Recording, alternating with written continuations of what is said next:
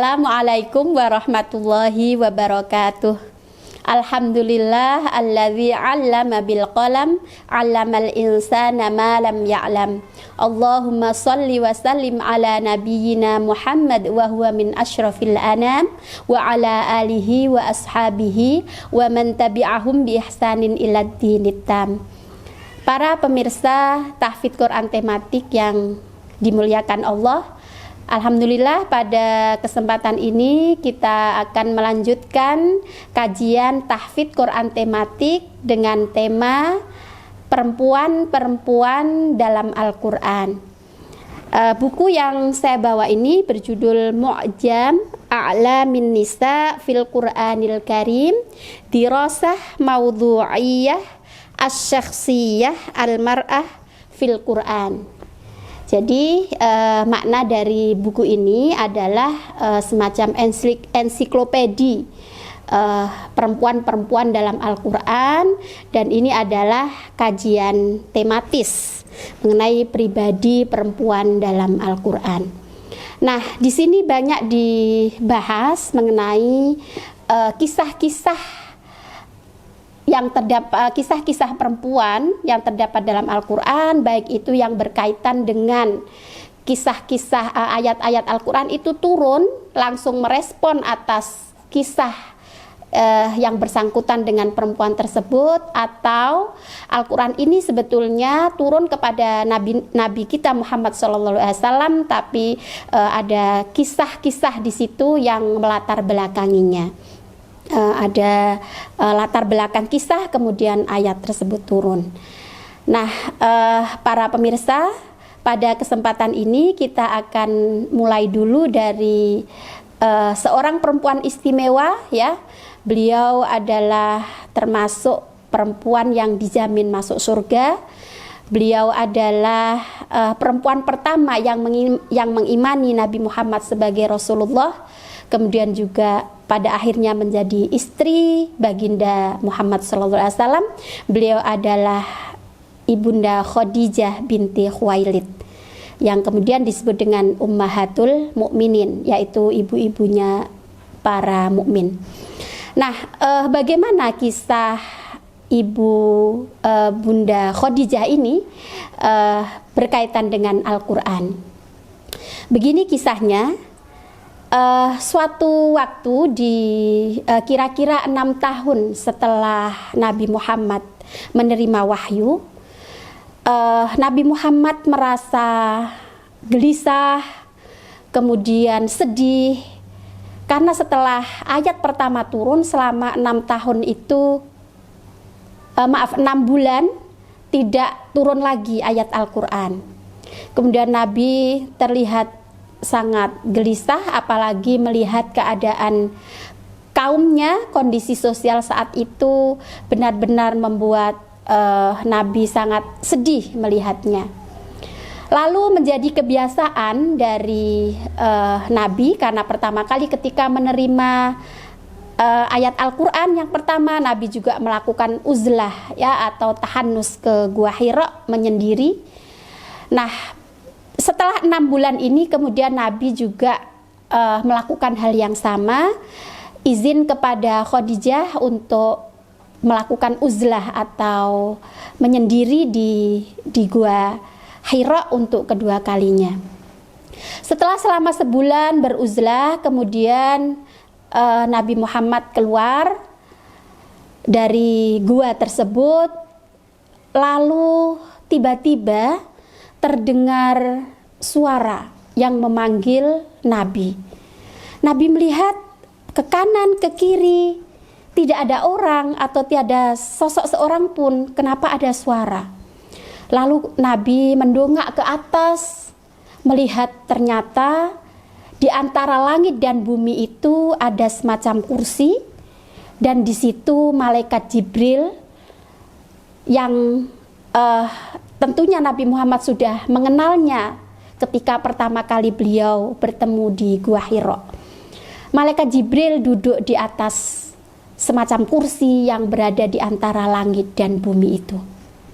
Jadi bisa kita bayangkan betapa gemetar dan takutnya Nabi kala itu Kemudian Nabi Muhammad segera pulang menemui istrinya Khadijah radhiyallahu anha ini sambil merasa sangat ketakutan, lalu mengucapkan dasirni,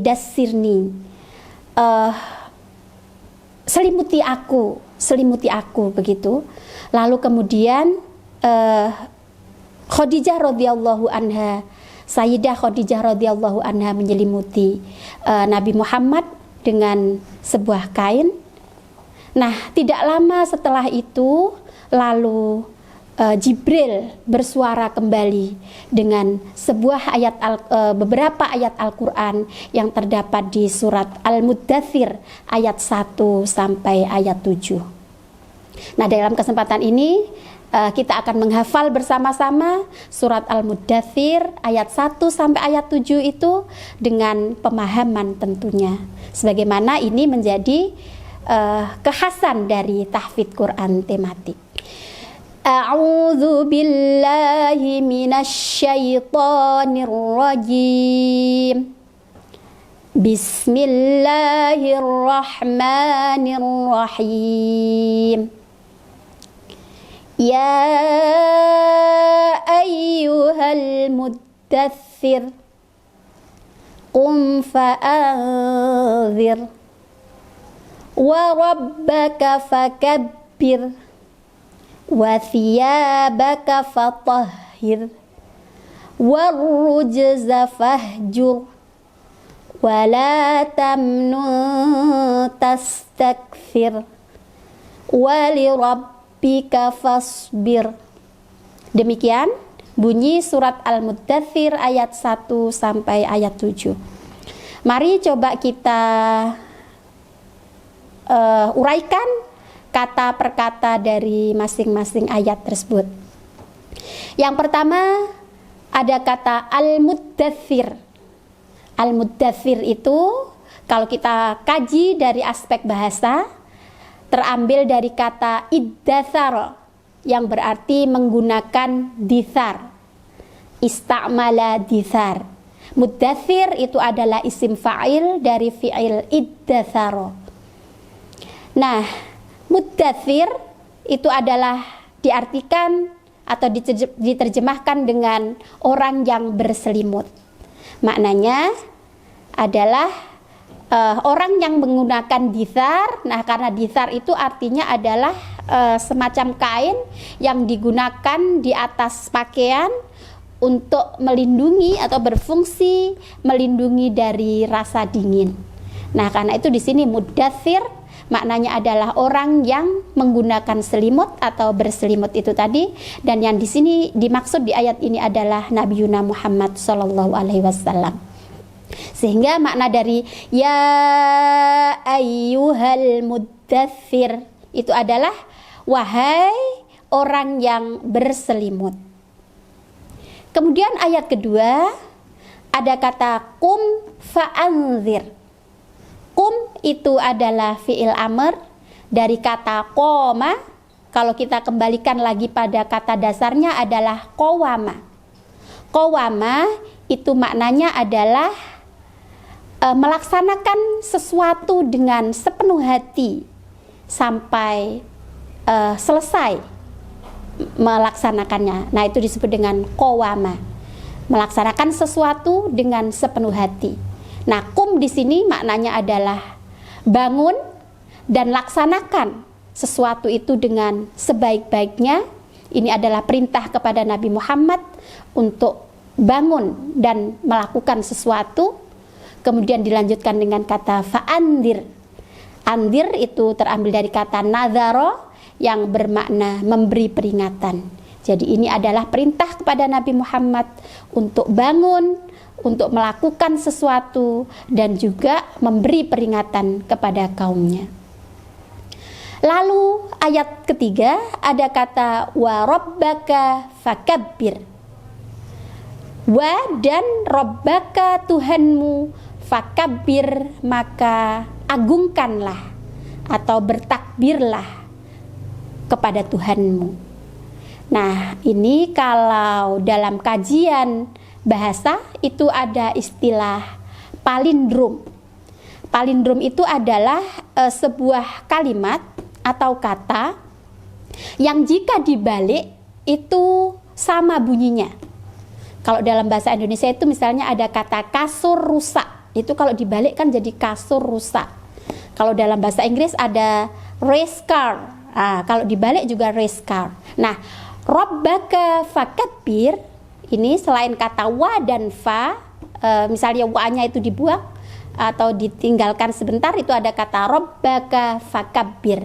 Itu andaikan dibalik maka tetap berbunyi susunan hurufnya yaitu ro, ba, kaf, fa, kaf, ba, ro. Nah, ini yang disebut dengan palindrom. Sehingga ini adalah bagian dari keindahan bahasa Al-Quran ketika menyebutkan dan Tuhanmu agungkanlah dengan menggunakan kata yang sangat simpel, wa rabbaka fakabbir, dengan susunan yang begitu indah.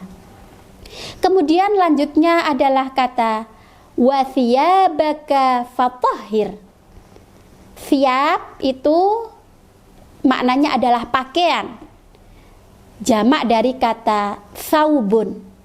Thawb atau thiyab itu bisa diartikan secara hakiki, makna yang hakiki yaitu pakaian, atau bisa juga diartikan secara majazi, bisa berarti hati, bisa berarti jiwa, bisa berarti pikiran.